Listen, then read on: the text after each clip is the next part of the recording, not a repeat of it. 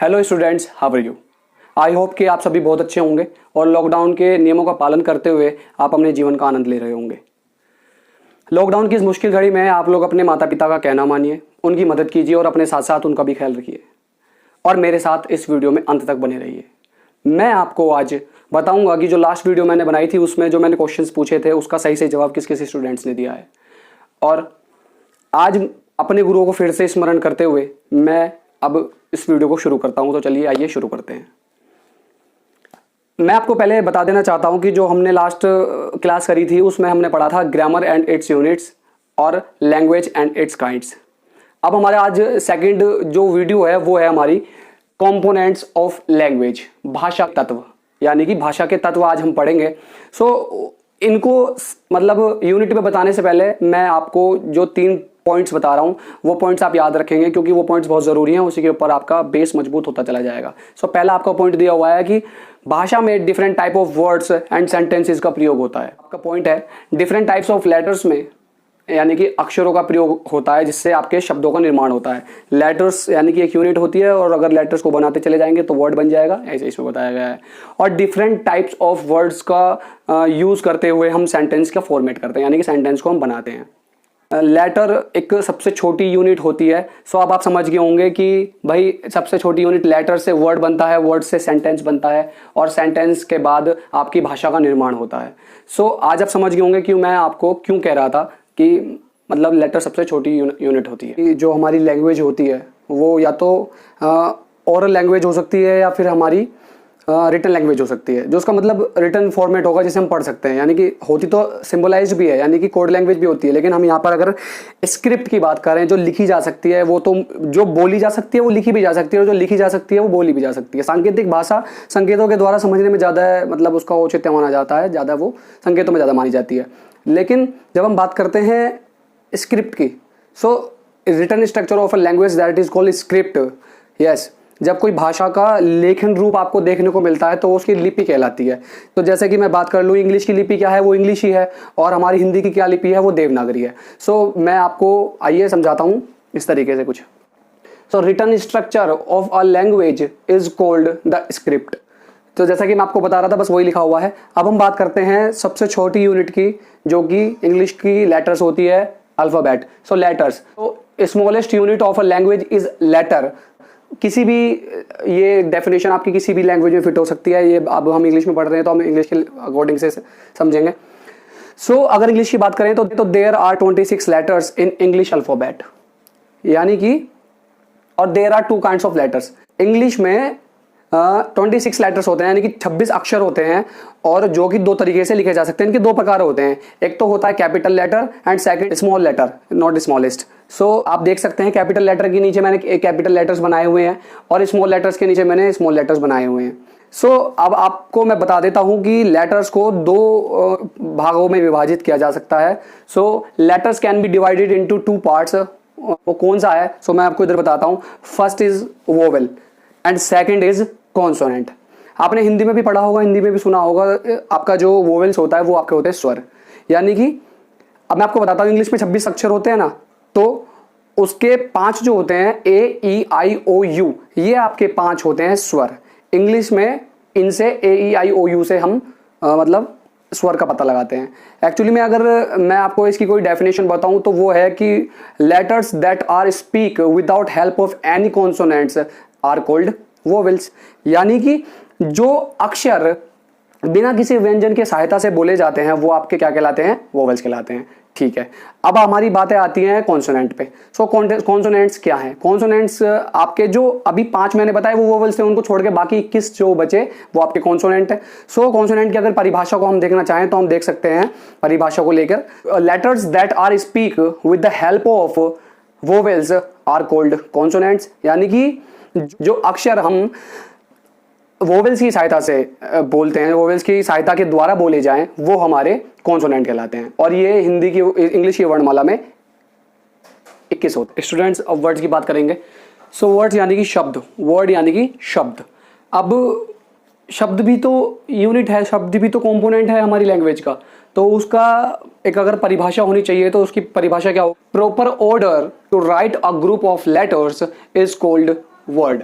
यानी कि जो शब्दों का एक सही व्यवस्थित क्रम होता है उसको उसमें संजोकर उसमें व्यवस्थित करके जब उसको पूरा लिखा जाता है तो आपका शब्द कहलाता है। जैसे कि फॉर एग्जांपल पे मैंने लिखा हुआ है बॉय, गर्ल, एलिफेंट, एप्पल, मतलब बॉय मतलब लड़का, गर्ल मतलब लड़की, और एलिफेंट मीन हाथी, और एप्पल मीन सेब। अगर इनके वर्ड लेटर्स को इधर से उधर हम बदल दें, इनको जंबल कर दें, तो क्या कोई वर्ड बन पाएगा? OYB, कोई इसका उत्तर नहीं बन पाया, इसका कोई अर्थ नहीं बन पाया। गर्ल का LIRG, इसका कोई अर्थ नहीं बन पाया। एलिफेंट का भी ऐसे ही कर देंगे, लेकिन काफी बड़ा हो गया था इसलिए मैंने यहाँ पर लिखा हुआ नहीं। अगर जंबल ही करना है तो इधर उधर कर देंगे, समझ में आ जाएगा आपको। एप्पल का लिखा हुआ है पेपला, सो पेपला और एप्पल में तो बहुत डिफरेंस हो गया। इंग्लिश का वर्ड है और पेपला किसी गाँव का नाम है तो कोई मेल ही नहीं खाता है। आगे चलते हैं, सेंटेंस यानी कि वाक्य। सबसे बड़ी चीजें होती है जब भाई हम लाइफ में वाक्य सीख रहे हैं, भाई इंग्लिश सीख रहे हैं, लैंग्वेज सीख रहे हैं, तो सेंटेंस बनाना आना चाहिए, एटलीस्ट मुंह से तो बोलना आना चाहिए। सेंटेंस क्या है? Sentence A group of words which arranged in a proper order with proper meaning is called sentence. यानी कि शब्दों का वह समूह जो व्यवस्थित क्रम में व्यवस्थित रूप से रखा जाता है और जिसका एक अर्थ भी बनता है, तब वो आपका एक सेंटेंस कहलाता है, यानी कि एक वाक्य कहलाता है। हम इसे उदाहरण से समझेंगे। देखिए for example, the boy hit the ball, यानी कि उस लड़के ने बॉल को मारा। ही इज अ राइटर, वह एक लेखक है। सो अब आप देखेंगे कि इसका कुछ अर्थ बना, और अगर हम इनको इधर उधर कर दें तो तब इसका क्या अर्थ बनेगा? मैं चाहूंगा कि आप लोग उसको प्रैक्टिकल करके देखें। सो अर्थ भी बनना चाहिए। कहने का मतलब ये था कि वर्ड्स तो आपने प्रॉपर वे में रख दिए, लेकिन मीनिंग नहीं निकल गई, ये तो आपका सेंटेंस नहीं है। लास्ट है आपका सिंटैक्स, यानी कि विचार। अब विचार क्या है? विचार के बारे में हम पढ़ते हैं, the idea to create a meaningful sentence with the proper order of words is called syntax। कहने का अर्थ है कि मतलब जब हम सेंटेंस को बनाने का आइडिया, उनको फॉर्मेट में रखने का आइडिया, वर्ड फॉर्मेशन वगैरह, ये सारी चीज जो है, ये ख्याल ही हमारा सेंटेक्स कहलाता है, यानी कि वर्ण विचार कहलाता है, विचार कहलाता है। आज का हमारा लेक्चर हो चुका है ओवर, और मैंने आपके लिए दे दिया कुछ होमवर्क उसी में से है जो मैंने आपको पढ़ाया है। बहुत इजी हो जाएगा। मैं आपसे रिक्वेस्ट करता हूं कि आप उसका नोट्स बनाते रहिए, क्योंकि भाई अगर नोट्स बनाएंगे तो आपको याद रहेगा और आपकी खुद की भी प्रैक्टिस होती रहेगी कि यह परिभाषा और उसकी डेफिनेशन वगैरह जो भी मैंने आपको लिखवा दी, आपको ज़्यादा मुश्किल होने वाली नहीं है, बस आपको नोट्स बनाने अपने। ठीक है। सो होमवर्क में क्या है आपका? What do you mean by script? Script से आप क्या समझते हैं? मतलब क्वेश्चन बनता है हमारा, what is the smallest unit of a language and how many letters are used in English language? मतलब सबसे छोटी इकाई कौन सी होती है और मतलब कितने लेटर्स इंग्लिश में यूज होते हैं, आपको ये बताना है इंग्लिश लैंग्वेज में। तीसरा है आपका what are vowels and consonants? Vowels और कॉन्सोनेंट्स क्या होते हैं ये आपको बताना है। चौथा क्वेश्चन है व्हाट इज सेंटेंस? वाक्य क्या होता है आपको बताना है। बहुत अच्छे से बता दोगे, मुझे आप पे पूरा भरोसा है, बहुत ज्यादा, मतलब आप अच्छे स्टूडेंट्स हो। What do you understand by syntax? और सिंटैक्स क्या चीजें हैं वो भी आपको बतानी है। आप बहुत अच्छा समझ चुके हैं, आप अच्छे से बता भी सकते हैं, मेरे को इस बात का पूरा भरोसा है। तो मैं आपको फैक्ट्स के बारे में बताना चाहता हूँ। वो जो हमिंग बर्ड है, आपने सुना होगा, बहुत छोटा सा वो बर्ड होता है। वो जो बर्ड है उसकी जो हार्ट बीट होती है वो पर मिनट में 1260 टाइम्स मतलब बीट करता है, यानी कि 1260 बार धड़कता है उसका दिल एक मिनट में। हमिंग बर्ड का छोटा सा बर्ड होता है, देखो कितना धमाकेदार प्राणी है। दूसरा एक फैक्ट और बताता हूं मैं आपको, आपकी जनरल नॉलेज इनहेंस होगी।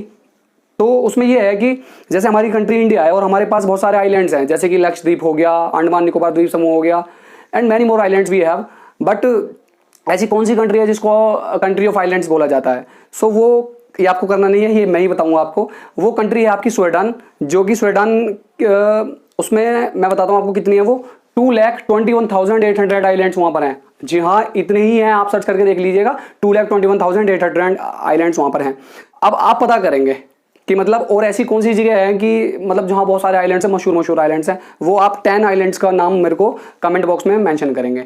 सो अब जो पिछली वीडियो में जिन स्टूडेंट्स ने अच्छे से इंटरेक्ट किया था, जिन्होंने अच्छे जवाब दिए थे, तो मैं उनका नाम बता देता हूँ। इस्माइल सिद्दीकी, अभी सागर और एक हर्ष, ये जीनेस स्कूल के बच्चे हैं, उन्होंने बहुत अच्छा जवाब दिया था। और एक आकांक्षा मैम है और उन्होंने बहुत अच्छा जवाब दिया था। बट अगर किसी का नाम लेना भूल जा रहा हूँ तो उसके लिए वेरी वेरी सॉरी। लेकिन आप लोगों ने बहुत अच्छे जवाब दिए, आप लोग जुड़े उस वीडियो से, उसके कंटेंट से आप जुड़े, बहुत अच्छा लगा मुझे। सो आप लोगों ने बहुत अच्छे जवाब दिए और मैं उसका जवाब फिर भी दे देता हूँ। सो उससे dengue, typhoid, malaria, yellow fever, dog heartworm और आपका जिका, ETC, ये 6 डिसीज तो मैंने ही बता दी और बाकी बच्चों ने भी उसमें बता रखी हैं। सो मोस्ट जो है हमको ज़्यादा जानने में आती है वो यही आती हैं 6 बीमारियां। तो मैं आपसे कहना चाहता हूं कि बहुत मेहनत लगती है एक वीडियो बनाने में। अगर आपको वो अच्छी लगती है तो प्लीज़ लाइक कीजिएगा और आपको लगता है कि इससे नॉलेज मिलती है तो प्लीज़ शेयर कीजिएगा। और अगर आपको लगता है कि बंदा वाकई में कुछ समझा रहा है या फिर हमारे प्रॉफिट का कुछ है तो सब्सक्राइब भी कीजिएगा। और जो डिसलाइक्स करते हैं मैं उनसे एक रिक्वेस्ट करना चाहता हूं कि आप मेरे स्टूडेंट्स, आप मेरे कॉलीग, आप मेरे रिलेटिव कोई भी हो सकते हैं। सो आप लोगों का डिसलाइक मुझे समझ में नहीं आता, लेकिन अगर आप उस डिसलाइक की जगह पर आप मतलब मुझे मेरी कोई गलती मेंशन कर देंगे ना तो फिर मैं उसका रिपीटेशन नहीं करूंगा, उसे नेगलेक्ट करूंगा। सो आप मुझे डिसलाइक की जगह पर वो मुझे मेंशन कर दीजिए, कमेंट में लिख दीजिए कि ये चीज़ मिस्टेक है, उसको नहीं होना चाहिए दोबारा। हालांकि मैं ऐसा कुछ करता नहीं हूँ, पर फिर भी आपको क्यों पसंद नहीं आती है वो बस एक बार बता दीजिए। सो बहुत बहुत शुक्रिया। मैं मतलब आशा करता हूँ कि आपने वीडियो पूरा देखा होगा, आपको फिर ज़रूर पसंद आया होगा। लाइक कीजिए, सब्सक्राइब कीजिए और गाइज अपना ध्यान रखिए। Have a wonderful time, take care, bye bye.